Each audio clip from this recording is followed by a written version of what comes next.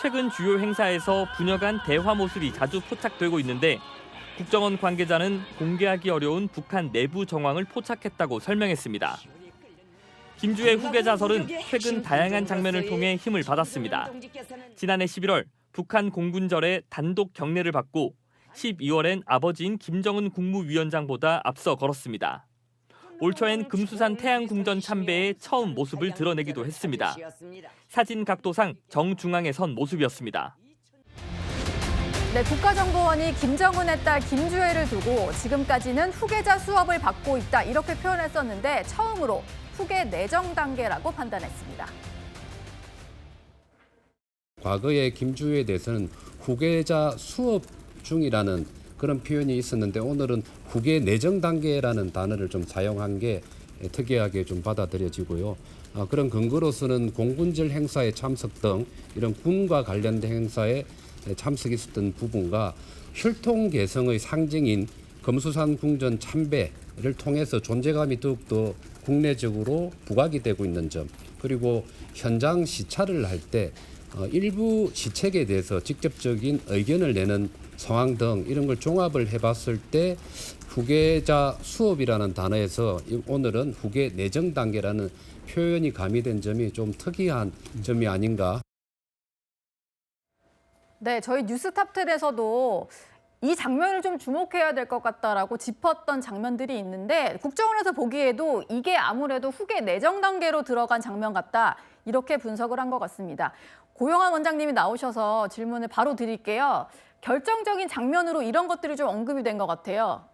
처음에 그러니까 2022년 11월 달에 나왔을 때는 약간 친근한 아버지, 그래서 아주 사랑스러운 딸, 그래서 북한 주민들한테 약간 신선한 이미지는 주는데 성공을 했습니다. 네. 그런데 점점 뭐 장군들하고 같이 둘러싸여 있고 중심에 있고 앵글 중심에 들어오고 뭐 러시아 대사관 같이 아버지랑 가고 중국 방문할 때 같이 가는 거 보면서 후계자가 맞는 것 같다 이렇게 되다가 네. 이제 금수산 기념궁전이라고 하는데 거기 갔는데 선대 지도자들이라고 하는 김일성, 김정일 그 앞에서 예를 표하는데 김정은 위원장보다 더 중심에 세우는 사진이 나왔거든요. 그쵸. 텔레비전이 나오고 네. 그러면서 저거는 후계자가 거의 확실시 되는 것 같다. 그러니까 이게 후계자 수업에서 후계자 내정으로 후계자 내정 확정이 아니냐 이런 분석들이 지금 나오고 있는 것으로 볼 수 있습니다. 예.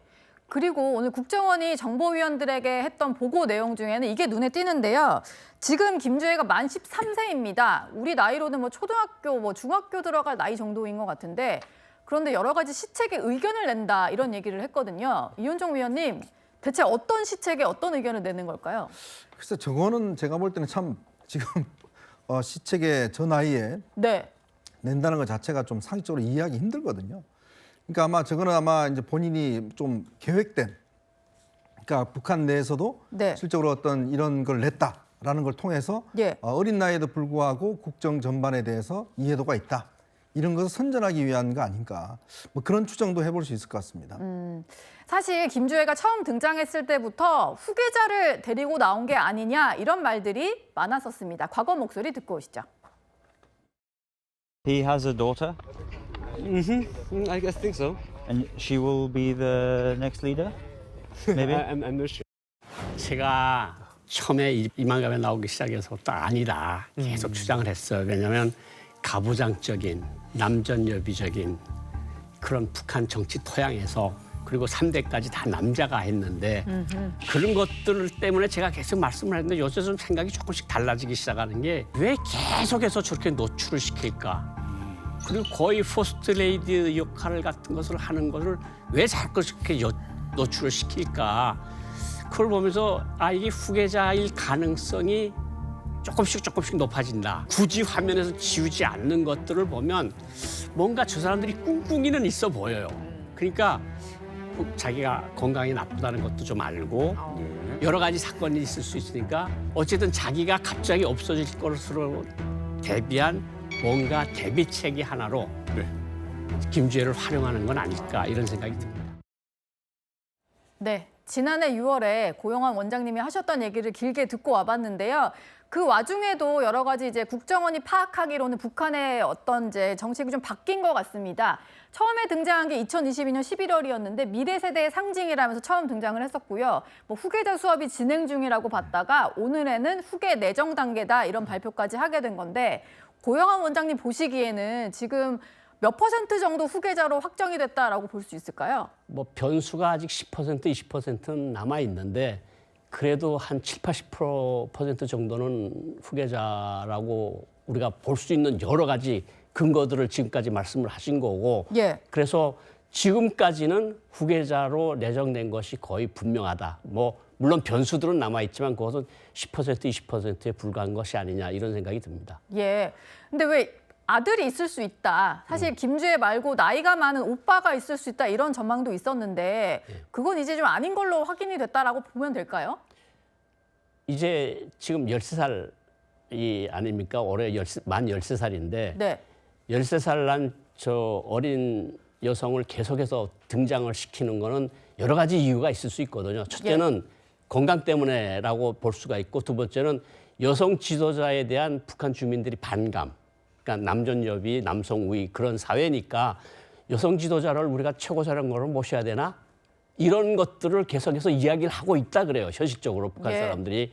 그런데 만약에 정말 이제 한 10년쯤 지나서 어떤 후계자가 진짜 있어서 뭐 어떤 그림에 김여정이 김정은한테 베트남 갈 때 보여줬던 것처럼 네. 김주혜가 재터리를 들고 후계자한테 시중을 두는 모습을 보면 게임 오버거든요. 네. 그러니까 4대 세습은 분명히 이루어지고 갈 건데 지금 당장으로서는 김주혜밖에 대안이 없다. 내세울 그렇지만 사람이 아직도 10년이라는 세월, 10년, 15년이라는 세월이 있으니 그 어떤 가능성을 배제할 수는 없다 이렇게 볼 수 있는 겁니다. 예.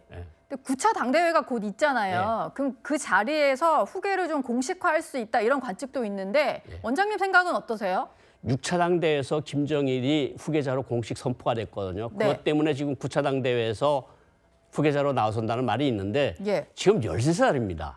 13살이고 조선노동당 당원도 아니에요. 당원이 아닌 사람을 후계자로 당에서 공식 당대회에서 인정을 한다 그러면 북한 사람들조차 그것을 납득하기가 어려울 거고 그건 너무 무리가 될 건데 뭐 사실 북한에서 지도자가 생각하는 걸 우리가 지금 알아맞추기는 어렵지만 네. 그 가능성은 배제할 수 없지만 북한 주민들이나 아니면 전 세계에 주는 파문 때문에 그것은 가능성이 그리 높지 않다 이렇게 볼 수 있을 것 같습니다. 사실 저희가 아주 꼬맹이 시절에 김주혜부터 보다 보니까 지금 만 13세밖에 되지 않았다. 나이 얘기를 많이 하는데 북한에서는 김주혜의 실제 나이를 잘 모르고 있을 거다라는 얘기도 있어서요. 이것도 좀 여쭤보고 싶은데 나이나 이런 것들을 전혀 공개하지 않고 약간 신비주의로 후계자로만 보여줄 수도 있다. 이런 얘기가 있더라고요. 사실인가요? 뭐 북한 내부에서도 아직 김주혜라는 이름을 모르는 사람들이 많고 실제적인 나이도 모르고 형제 자매가 있는지도 모르고 그러니까 다 이 신비로움에 쌓여 있는 거거든요. 그런데 어쨌든 텔레비전 화면에 저렇게 자꾸 등장을 시키면서 앵글 중심으로 자꾸 들어가는 걸 보면 네. 아, 저건 틀림없이 무슨 계산이 있고 전략이 숨어 있다 이렇게 볼 수 있는 거죠. 이것도 좀 궁금합니다. 딸이다 보니까 지금 4대 세습을 하는데 그동안 다 남성 지도자가 등장을 했고 처음으로 여성 후계자가 나타나게 될 수도 있는 상황인데요. 이현종 위원님, 네. 북한 주민들이 이걸 어떻게 받아들일까요? 그러니까 그런 것 때문에 아마 지금 저렇게 조기에 노출하는 것 같아요. 그러니까 그게 지금 갑자기 나타나게 될 경우에 적응하는 데 시간이 걸리지 않습니까? 네. 그래서 김주혜를 어렸을 때부터 계속 등장시키는 게 이제 적응해 나가는 단계. 뭐 이런 것들을 이제 밟기 위한 게 아닌가. 우리나라 입장에서 보면 굉장히 무리한 측면이 있죠. 그러니까 아마 김정은 위원장도 본인도 아마 그걸 느끼겠지만 예. 그러니까 이걸 갑작스럽게 본인이 상황이 안 좋아졌을 때 등장시키면 반발이 심할 거 아니겠습니까? 네. 그러니까 그동안 김주혜가 나타난 걸 보면 차례차례씩 굉장히 스텝을 밟아갑니다. 처음에는 뒤에 있다가 그다음에 점점점 비슷한 위치에 와요. 동등한 위치에. 네. 그다음에는 이제 중앙에 섭니다. 네. 그러면서 이제 그다음에는 거의 뭐 성인의 옷 같은 걸 입고서 하고 특히 군인들 할 때는 더 앞장서서 가는 경우도 있어요. 예. 그리고 군인들이 또 무릎을 꿇고 하는 경우도 있고. 네. 그러니까 이 상황을 보면 계속 어떤 중심부로 향하는 그런 모습을 보이지 않습니까? 그러니까 아마 그 전략이 결국은 북한 사회에 있는 아까 우리 고영원 원장님도 이야기했습니다만은 그런 반발을 조금씩 희석시켜 나가는 걸로 그걸로 해서 좀 장기화해서 나중에 되면 그렇지라고 하는 그런 느낌을 가질 수 있도록 아마 그런 전략을 쓰고 있는 게 아닌가 싶습니다. 예. 근데 김정은 나이가 그렇게 많지 않습니다. 뭐 84년생, 85년생으로 좀 알려져 있는 상황인데 그러다 보니까 왜 벌써부터 10대 초반의 어린 딸을 후계자로 이렇게 내세워야 하는지가 좀 궁금한데요. 고영환 원장님, 그러다 보니까 계속 건강 이상설이 제기가 되는 것 같아요. 그러니까 김정은 위원장이 지금 후계자로 된 게 아버지 김정일 위원장이 병으로 쓰러진 다음에 후계자로 선포를 한 거 아닙니까? 그러니까 네. 너무 급작스럽게 후계자가 되면서 당황스러운 측면들이 분명히 있었을 거예요. 그런데다가 자기 경험이 있고 또 2020년도에 뭐 이제 건강설 같은 거 계속 떠돌았고 예. 21년도에 8차 당대회를 하면서 당 중앙위원회에 당 제1비서직을 신설을 하고 당 제1비서는 김정은을 대리한다.